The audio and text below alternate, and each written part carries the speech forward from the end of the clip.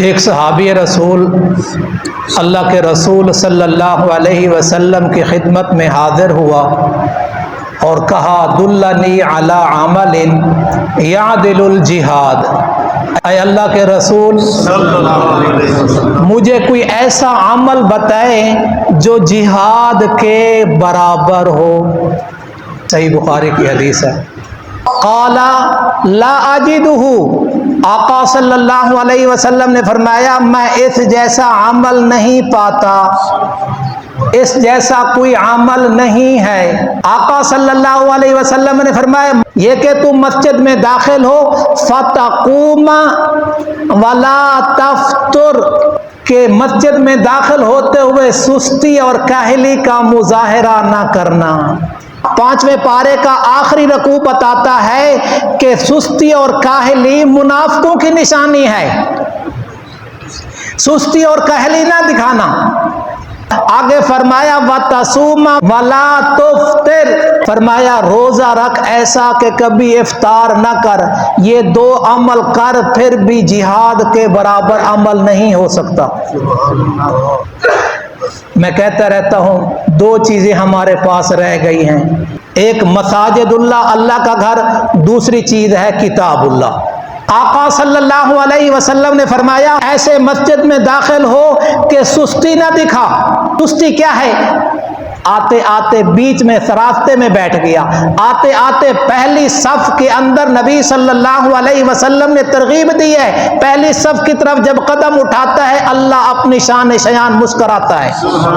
اب آ جاؤ کہ آپ رات اور کل کیا معاملہ ہوا ہے، موذی نے کیا کیا ہے، کس کو ٹارگٹ بنایا ہے، آپ نے بولنا ہے، مسجدوں کو۔ یہ مسجد نعمت ہے۔ تقریباً 35 کتب احادیث میں یہ حدیث ہے، صحیح بخاری میں بھی ہے، صحیح مسلم میں بھی ہے، ابو داود میں بھی ہے، یہ تو 3 سیاہ 6 کی کتابوں میں سے۔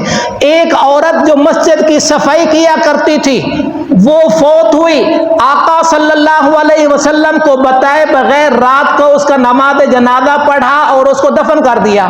اگلے دن، دوسرے دن، تیسرے دن کم و بیش وقت گزرنے کے بعد آقا صلی اللہ علیہ وسلم نے پوچھا وہ عورت کہاں ہے؟ کہا یا رسول اللہ وہ فوت ہو گئی ہے۔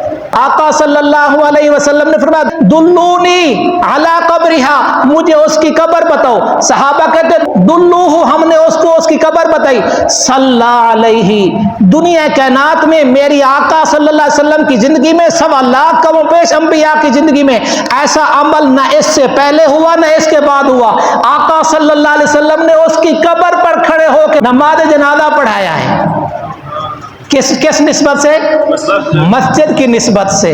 آپ اگر مسجد کے اندر سے یہ آپ نے اٹھا لیا، اس طرح آپ نے مسجد کے اندر اس طرح کے تنکے، یہ تنکے اگر آپ اٹھا لیں اللہ آپ کے گھر سے جادو، آسیب، شیاطینی، ہر قسم کی مضر چیزوں سے آپ کے گھر کو اللہ پاک کر دے گا۔